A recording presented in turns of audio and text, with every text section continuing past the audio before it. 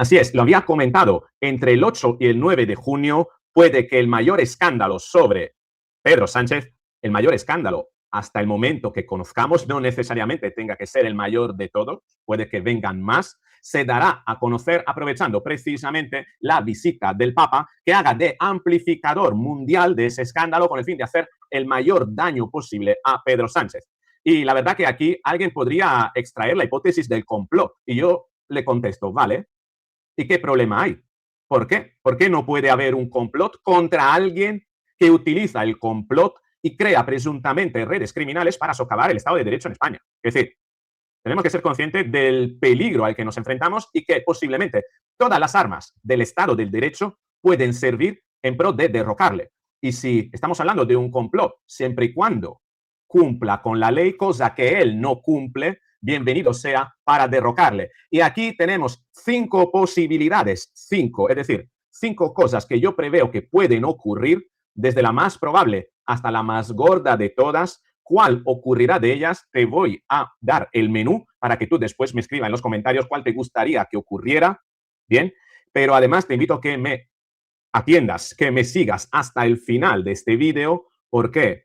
Te diré que si bien hay una ofensiva que pretende hacer el mayor daño posible justamente contra Pedro Sánchez, no debemos en absoluto subestimar su maldad y su cinismo, porque mientras tratamos de buscar las fórmulas para derrocarlo, también el crimen está fabulando y está también construyendo sus propias armas y sus propias contraofensivas. No olvidemos que, al igual que puede ocurrirle algo importante que merme la reputación de Pedro Sánchez y pueda suponer una estocada final, no olvidemos que también él podría estar tramando algo para que en esos días ocurra algo terrible que se sobreponga a aquello que a lo mejor el Estado de Derecho está tratando de poner en marcha con el fin de derrocarle. ¿Qué puede ser? Vamos a tratar también esa posibilidad al final del vídeo. Venga, vamos allá.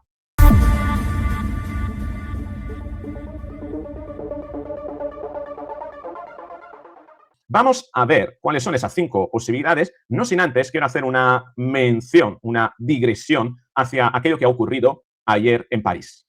Sabrás que el Paris Saint-Germain ganó a los penaltis la final de la Champions y a mí la verdad que me resultó increíble que esto pudiese estar pasando en Francia, que aprovechando la victoria de un equipo, las calles de París fuesen tomadas por gente que, lo tenemos que decir, no es francesa, no es europea, no está integrada culturalmente ni siquiera civilmente en las normas de convivencia de la Unión Europea, que vinieron aquí porque se le abrieron las puertas, a lo mejor pensando que nos iban a pagar las pensiones, cuando al final lo que están haciendo es daño, sembrando el pánico y haciendo que nosotros le paguemos las paguitas, o los franceses a ellos le paguen las paguitas, y que además tengan que pagar con los impuestos todos los daños que esta gente ha sembrado por París, que además no pagará, no compensará en momento alguno y tendrá que ser el Estado, con el dinero del contribuyente, quien tenga que gastar para esto. Pero lo más increíble es que los parisinos han sido condenados un sábado por la tarde de final de junio a no poder salir a la calle, no poder tomar sus calles, las calles por las que ellos pagaron sus impuestos, para que fueran como quisieron que fueran, porque la han tomado otras personas. Que los hijos de los parisinos, los hijos adolescentes, las muchachas, no puedan salir por la calle porque pueden ser envueltas en este tipo de situaciones, coches quemados. La verdad que ha sido brutal lo que se ha visto, ha sido tremendo, tremendo. Fíjate estas imágenes de la Torre Eiffel, que podría parecer Kiev bajo un ataque de Rusia. Es más, yo creo que han perdido la oportunidad von der Leyen y sus amiguetes de decir que Putin atacó París. Se lo hubiesen creído muchos europeos. Tremendo. Y esto porque hay personas que no son franceses, no son europeas, pero se han apropiado de los derechos de hacer lo que no se le he concedido hacer a los parisinos y a los franceses y a los europeos, de tener impunidad por aquello que hacen, porque los parisinos, los europeos sí que serían perseguidos. Quitarle las calles, el uso de las calles, a los verdaderos propietarios de esa calle, a los que verdaderamente pagaron con sus impuestos para que las calles fuesen creadas, para que hubiese mobiliario urbano, se apropiaron de elementos culturales y sociales, las insignias, los escudos, incluso de los equipos de fútbol, los han hecho propios, pero no en pro de celebrar, como siempre hemos celebrado nosotros, una victoria, por ejemplo, de España en el Mundial, o la de Italia cuando la hubo, ¿no? O de la Eurocopa, ¿no? Bueno, no, nada de todo esto. Ellos se apropian de todo aquello que hemos creado nosotros los europeos para destrozarlo y para utilizarlo como elemento con el fin de sembrar el pánico y meter miedo a los europeos. ¿realmente tenemos que, mis reflexiones, realmente tenemos que convivir con esto más tiempo? Porque tú me dirás, bueno, pero es París, esto no pasa en España, ¿cómo que no? Esto pasa cuando gana el Barça. En Madrid esto no pasa, pero en Barcelona pasa. El Paris Saint-Germain ha sido utilizado en Francia como lo está haciendo el Barça. Digamos que el Barça en España es el equivalente del Paris Saint-Germain en Francia para que cuando gane las calles prácticamente se destrocen. ¿eh? ¿Necesitamos esto? ¿Queremos esto? ¿Cuál es la solución a esto? ¿Qué solución nos dan los políticos a esto? ¿Meter más gente aún que no podamos controlar, que se apropien de las calles, de nuestro tiempo, de nuestros paseos, de nuestra libertad? ¿Que nos obliguen a estar en casa a nosotros porque ellos tienen derecho a destrozarlo todo? ¿Que las tiendas no puedan abrir porque prevén que las pueden destrozar? ¿Que la gente no pueda circular con su coche porque puede ser parada en un cruce y tener que abandonar el coche porque se lo van a destrozar y lo van a asesinar dentro? Bien, pero vamos ahora al tema que nos reúne aquí hoy. El gobierno se prepara, decía el diario.es de Estiercolar, el gobierno se prepara para que la ofensiva judicial escale a Sánchez. Cuanto más duro le aticen, más aguantará. Fíjate qué heroico, ¿no? Por Esther Palomera. Qué heroico, victimizando a Pedro Sánchez y tratando a los jueces como un órgano subversivo, ¿no? Que quiere desestabilizar España contra el presidente. Fíjate qué manipulación. Todo esto hay que cambiarlo, hay que traducirlo, porque esto es neolengua orwelliana.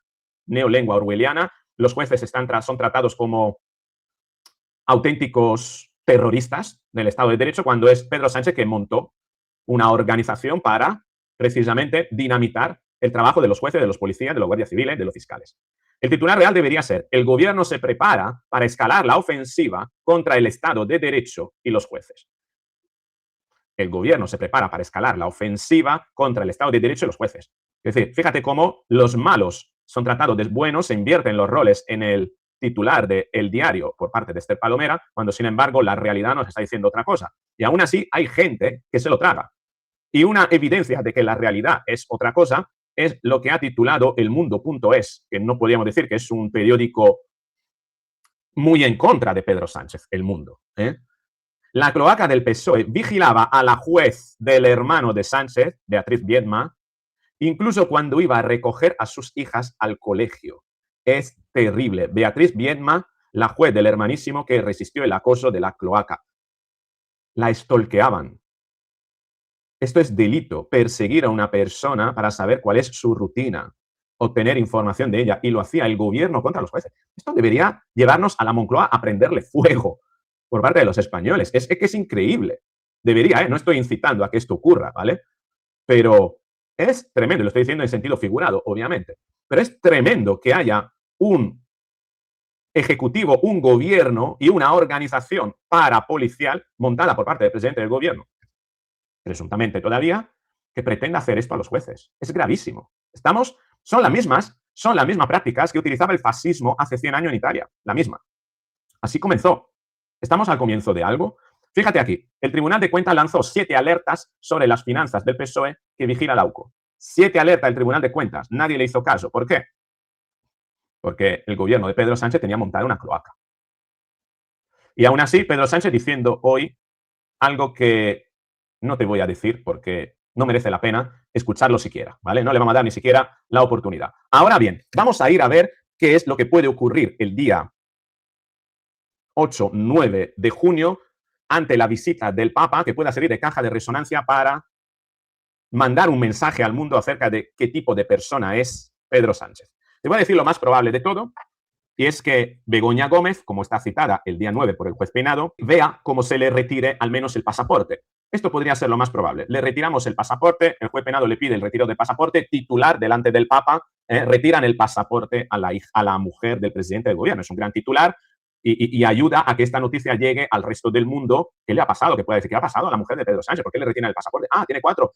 Va a juicio por 4 delitos, hasta 16 años de cárcel. Apropiación indebida, corrupción en los negocios. No, sí, corrupción en los negocios, ¿no? Tráfico de influencias. ¡Wow! Fíjate, esto podría ser un elemento. ¿Bien? Pero podría ir mucho más allá, que no sea el retiro del pasaporte, sino que sea prisión provisional con fianza. ¿Por qué digo prisión provisional con fianza? Lo traté en el vídeo de ayer a mediodía. Porque hubo un movimiento reciente de la Universidad Complutense que ha sentado las bases para que el juez pueda pedir prisión provisional con fianza. No olvidemos que precisamente hace muy poco el juez Calama, del caso Zapatero, le ha bloqueado las cuentas a Zapatero por un importe equivalente al dinero que le pagó Análisis Relevante y que presuntamente era dinero que venía del rescate de Plus Ultra. Es decir, has cobrado indebidamente este dinero no te corresponde, te bloqueo las cuentas para que no puedas hacer uso de ese dinero mientras estés en la causa. Y no pueda decir después, porque si tiene que resarcir a alguien, se tiene que resarcir a alguien, al Estado, por un rescate ilegal, pues habrá que sacar el dinero siguiendo su rastro para devolvérselo al Estado, ¿no? Bien, esto le ha pasado a Zapatero, pero claro, a Begoña Gómez no le puede pasar eso. ¿Por qué? Porque Begoña Gómez no tiene dinero en las cuentas bancarias. No le puede bloquear las cuentas bancarias. Entonces, lo más probable es que entonces el juez Peinado dicte prisión provisional con fianza por el importe que ha pedido la Universidad Complutense, porque este ha sido el movimiento de la Universidad Complutense, pedir el dinero que pagó para el software del que se apropió Begoña Gómez y que no se sabe dónde está. Entonces, la Universidad Complutense ha pedido 113.000 euros de vuelta a Begoña Gómez, que como no tiene ese dinero en las cuentas bancarias y como no se sabe a dónde ha metido el dinero, muy probablemente el juez Peinado pida prisión provisional con fianza por ese importe para recuperar ese importe y garantizárselo a la víctima de la apropiación indebida, con el fin de garantizarle el resarcimiento de daño ante una sentencia condenatoria. Te voy a pedir la fianza por el importe que está reclamando la parte afectada, ¿no? 113.000 euros. Y sobre todo para ver de dónde lo saca Begoña Gómez con el fin de rastrear sus cuentas. Ver, oye, ¿de dónde lo sacas? Si dice que no tiene dinero y luego pagas una fianza, ¿quién te la ha pagado? Importante esta parte. Esto podría ser un gran golpe, el golpe de efecto que puede ocurrir el día 9 en ocasión de estar el Papa en España y además Begoña Gómez estar citada ante el juez Peinado. Luego tenemos otra opción que puede haber, segunda opción, por tanto, de 5, que puede haber nuevas detenciones. Detenciones de exministros vinculados al caso Zapatero, por ejemplo. No creo que lleguemos a unas detenciones de Zapatero, ni siquiera a la detención de Pedro Sánchez, que se puede dar en la medida en la que se descubran cosas, pero todavía es temprano y sería pasarse de rosca. Entonces, yo creo que esto no ocurriría. Pero sí que puede haber detenciones de exministros que salten a la portada de periódico. Pero yo creo que, sinceramente, si se quiere amplificar con la visita del Papa, que ven, digamos, hacerle daño a la reputación de Pedro Sánchez, más que meter en la cárcel de Santo Fernán, por ejemplo, por el nuevo caso de la cloaca, ¿no? Podría ser detenido. Pero yo creo que ante la posibilidad de detener a Begoña Gómez es mucho más contundente lo de Begoña Gómez. Bien, ese era el segundo. Vamos a ir a la tercera opción. La tercera opción es que se abra un sumario. Concretamente, el sumario del caso Cloacas. El caso Cloacas, ha habido las redadas la semana pasada y que se pueda abrir el sumario donde aparezca Pedro Sánchez, aparezca información comprometedora de Pedro Sánchez y esto salte a los titulares con Pedro Sánchez acompañando al Papa y mientras tanto los titulares hablando de que se ha abierto el sumario y que se ha descubierto esto y esto otro de Pedro Sánchez, ¿no? Puede ser. Y que además con la apertura de ese sumario, esa apertura de ese sumario coincida con alguna detención o coincida con alguna imputación. Bien. Esa es una posibilidad. Una posibilidad. También tenemos como otra posibilidad, la cuarta, la de que se pueda abrir una de las dos piezas secretas del caso Zapatero. El caso Zapatero tiene dos piezas derivadas que son secretas. Una puede apuntar a la financiación ilegal del PSOE, que se abra esa pieza y que con la apertura de esa pieza, coincidiendo con la apertura de esa pieza, haya nuevas redadas y nuevas detenciones. Ojo con esto, que lleguemos a una detención de Pedro Sánchez, al respecto lo dudo, pero que se pida un registro a Moncloa el día que Pedro Sánchez esté con el Papa. Ojo, cuidado, que esto puede ocurrir. Bien, sería quizá lo mismo, pasarse demasiado de rosca, pero podría ocurrir. Imagínate, ¿no? La noticia redada en Moncloa, apertura del sumario de la financiación ilegal del PSOE, firmas de Pedro Sánchez en documentos y a partir de ahí el escándalo está servido con Pedro Sánchez atendiendo al Papa y que a lo mejor tiene que dejar de atender al Papa, que sería increíble. El Papa tiene una visita prevista el día 8 al Congreso de los Diputados. En Congreso de los Diputados, por tanto, el Papa dará creo un discurso en el Congreso de los Diputados, hará, no sé si haga alguna bendición, no lo sé muy bien, pero imagínate la situación, ¿no? Redada en Moncloa mientras el Papa está en el Congreso de los Diputados. ¿Podríamos ver eso? Podríamos verlo. Todo es lícito para derrocar a una organización presuntamente criminal que está parasitando las estructuras estatales para dar un golpe de Estado y que lo estamos viendo a cámara lenta y no estamos siendo capaces de frenarlo. Todo es bueno para frenar eso, como era bueno que los americanos desembarcasen en Normandía para liberar a los europeos del yugo del nazismo, ¿verdad? Nadie dijo, no, que están invadiendo Europa. Sí, ¿quién lo dijo? Los nazis, ¿no? Pues eso es lo que dirá precisamente el sanchismo. Ah, no, ataque al Estado de Derecho, ataque al sanchismo, ataque con medios no democráticos. Eso es lo que dirán. Pero tenemos el quinto que sería el más contundente de todos, que asociado a la apertura del sumario del caso Cloacas, que no se ha abierto el sumario del caso Zapatero, pero no el caso Cloacas. Coincidiendo con la apertura del caso Cloacas o coincidiendo con la apertura del sumario de una de las piezas secretas del caso Zapatero, el juez Pedraz se declare incompetente y pida entonces el suplicatorio para ese caso al Congreso de los Diputados para imputar a Pedro Sánchez. Ojo que esto también podría ocurrir. Imagínate la escena, Pedro Sánchez en el Congreso de los Diputados con el Papa y el juez Pedraz, mientras tanto, ¿no?, pidiendo el suplicatorio. Llegando el suplicatorio, al igual que llega el Papa llega con una mano llevando el suplicatorio del juez Pedraz y con la otra el agua bendita para darle la extrema unción a Pedro Sánchez. No sé cómo sería la cosa. Estas son las 5 posibilidades que yo contemplo. Cualquiera de estas puede ocurrir. Entre el día 8 y el día 9 hay aquí cualquier cosa que puede ocurrir, pero cuidado, no lo olvidemos. Al igual que existe esta operación, puede existir una contraoperación por parte del sanchismo para dinamitar esto. Al igual que han creado la cloaca en su momento, pueden crear cualquier cosa. Yo creo que Pedro Sánchez sería capaz incluso de inventarse un atentado al Papa,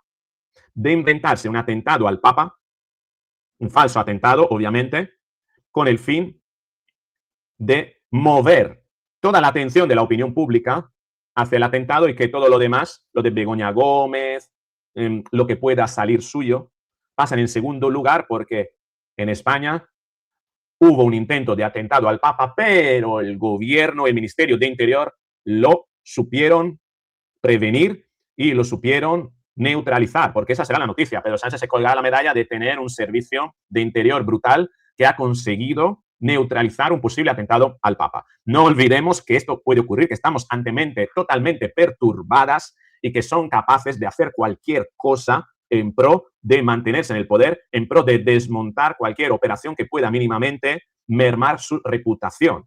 Al margen de que puede haber otras cosas, que el atentado se lo puede inventar Pedro Sánchez contra sí mismo, si no es contra el Papa. Y entonces victimizarse y decir que todo esto es por culpa de toda la información que está saliendo, que es mentira, y a partir de ahí inventarse otros 5 días, una nueva carta y salir con una nueva declaración diciendo que a partir de ahora será un nuevo punto y aparte, como dijo cuando imputaron a su mujer. Cualquiera de estas opciones es posible. No olvidemos que el mal y el crimen siempre están pensando y lucubrando y obrando para salirse con la suya. Y vamos a ver, estar muy pendiente los días 8 y 9 de junio. Estoy convencido de que algo va a pasar. Vamos a ver si van a ser capaces de precisamente derrocar, dar la estocada final a Pedro Sánchez, o Pedro Sánchez capaz de inventarse algo, o ojalá no ocurra nada. Bueno, no lo sé. La cuestión es que cualquier cosa que ocurra que pueda ayudarnos a deshacernos de Pedro Sánchez y de su organización, mejor para España, para los españoles y para el futuro de nuestros hijos e hijas, como le gustaría escuchar a cualquier progresista, porque mi mensaje no va dirigido solo a la persona de derecha, sino va dirigido también a la persona de izquierda que están comenzando a ver, a despertar, y las hay. Y tenemos que ayudarlas a despertar. Porque al final esta batalla no la vamos a ganar solos. No, esta batalla tiene que ganarse, esta guerra tiene que ganarse entre los españoles de bien y el crimen. Y todos los españoles de bien, y los hay, y muchos en la izquierda española, deben de unirse contra eso. Este es mi punto de vista, pero me gustaría saber qué es lo que opinas, qué crees que puede pasar, cuál de las 5 cosas que te he dicho que podrían pasar contra Pedro Sánchez te gustaría que ocurriese de las 5 que he mencionado, y sobre todo, ¿crees que Pedro Sánchez sería capaz de inventarse algo para contrarrestarlo, tal como te he indicado? ¿Qué podría ser? Te espero en los comentarios, tengo muchísimo interés en leerte. Dale me gusta al vídeo, suscríbete al canal, activa la campanita para recibir la notificación porque esta noche saldremos con más vídeo o con un directo, así que te invito a que te suscribes. Sobre todo, no te pierdas el vídeo que hice ayer sobre la reacción del rey Felipe a la caída de la bandera. Lo tengo en el otro canal, te dejo el enlace abajo. Con eso es todo, un beso. Chao.